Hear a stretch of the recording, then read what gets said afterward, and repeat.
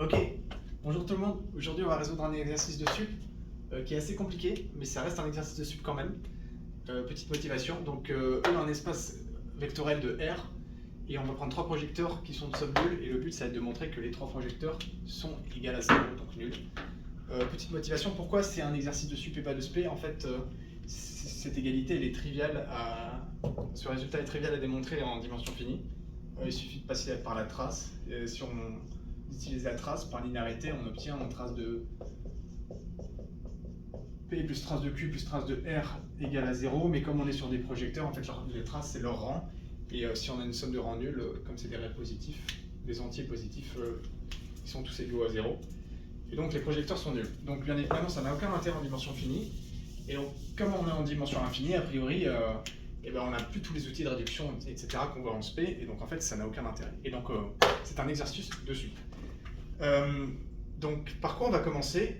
Déjà, un peu de motivation. On va essayer de montrer un peu que tous les noyaux et toutes les images sont égales. Pourquoi c'est vrai? Si tous les projecteurs sont nuls, bien évidemment, c'est vrai. Il n'y a rien d'autre à montrer. Comment est-ce qu'on va faire ça? En fait, on va essayer de réduire cette équation à quelque chose de plus simple. En fait, on se rend compte que si, par exemple, on prend x dans l'image de P, ou dans l'image de Q, ou dans le noyau, bref, ça, par exemple, si on prend dans l'image, ça va transformer P de x en x. Si on prend dans le noyau, le terme va juste disparaître. Et en fait, on va se retrouver comme ça avec des équations un peu plus simples, et du coup, ça va être beaucoup plus facile à travailler dessus. D'abord, avant de faire ça, on va utiliser la seule équation un petit peu difficile à trouver, et qui va vraiment être utile. En fait, on va passer P et Q de l'autre côté. Donc en fait, on a P plutôt QR de l'autre côté égale moins Q moins R. Et comme P est un projecteur, on sait que P carré c'est égal à P. Et donc en particulier, on a P qui est égal à moins Q moins R au carré. Et en développant, on obtient Q carré plus RQ plus QR plus R carré. Bien évidemment, comme on ne sait pas si R et Q commutent, on ne peut pas changer ça en 2RQ, hein, bien évidemment.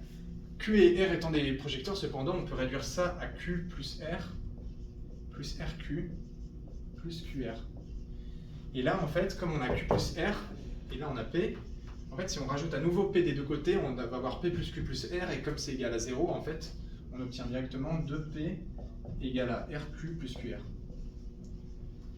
Donc c'est un peu une espèce de symétrie, et en fait, elle va être très utile cette équation, parce qu'on voit que P, en fait, elle peut s'écrire exactement et uniquement en fonction de Q et R seulement. Autre que, bien évidemment, moins Q moins R. Donc on va mettre cette équation juste ici, qu'on a démontrée, donc 2P égale à QR plus RQ. Et maintenant, on va essayer de simplifier cette équation en prenant par exemple x dans l'image. Alors, comme ça ne va pas fonctionner. On va essayer de simplifier l'équation encore plus, et on va prendre par exemple x dans l'image de P et dans le noyau de Q. Et on va voir ce qui se passe. En fait, facilement, si on prend dans le noyau de Q, ce terme va être nul. Et x étant dans l'image de P, P de x égale x. Donc en fait, on aura pour soit x appartenant à l'image de P, intersection avec R de Q, on a x plus R de x, du coup, qui va être égal à 0. Mais donc ça dit juste que x est collinéaire avec R de x. Et en appliquant R, en fait, on montre que 2R de x égale à 0. 2 étant non nul, R de x égale à 0. Et ça montre que comme x égale à moins R de x, que x égale à 0. Donc en fait, on a montré que tout élément d'intersection était nul, donc l'intersection est nulle.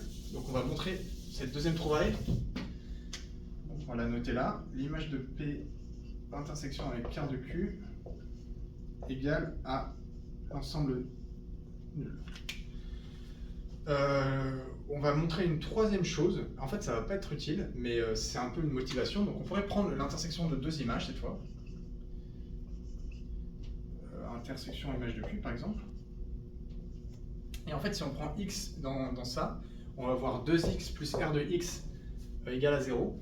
Et alors là, on va montrer facilement que du coup, R de x égale à 0. Et que donc x appartient au noyau de R. Alors on va pas réussir à montrer que x est nul, mais on va quand même montrer que R de x est nul. Et donc on aura cette inclusion.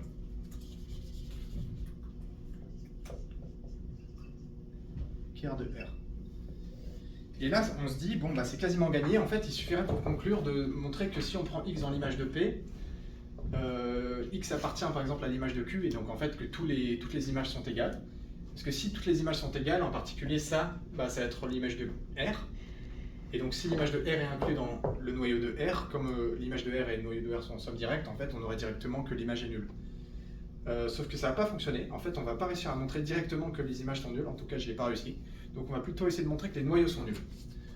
Donc comment est-ce qu'on va faire ça? On va que tous les noyaux sont égaux plutôt.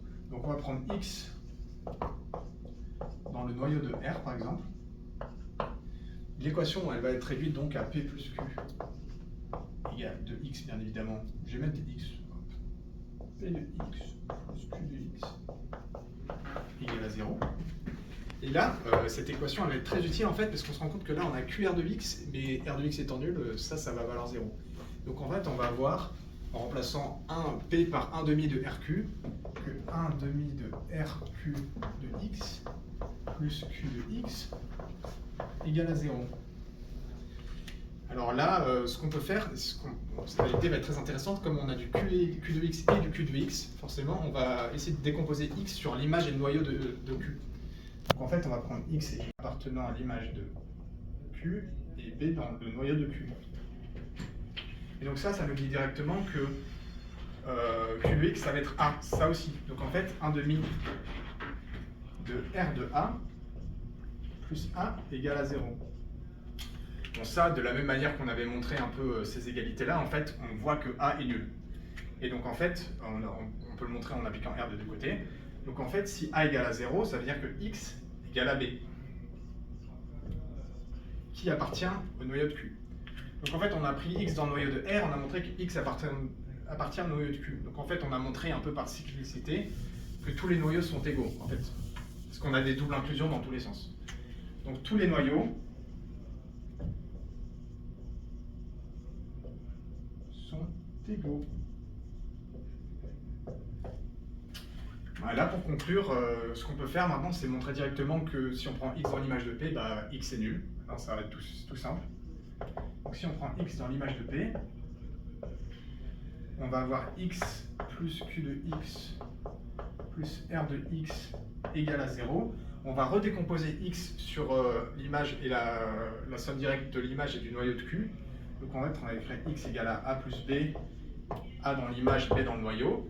Et donc en fait, on va avoir A plus B plus Q de A, mais Q de A c'est A, plus Q de B c'est 0, plus R de A, plus R de B, mais R de B c'est 0 parce que tous les noyaux sont égaux, égale à 0. En appliquant R des deux côtés, comme B est dans le noyau à nouveau, hop, on va avoir 3 R de A égale à 0. Donc R de A égale à 0. Mais si on voit que R de A égale à 0, ça veut dire qu'on a 2A plus B égale à 0.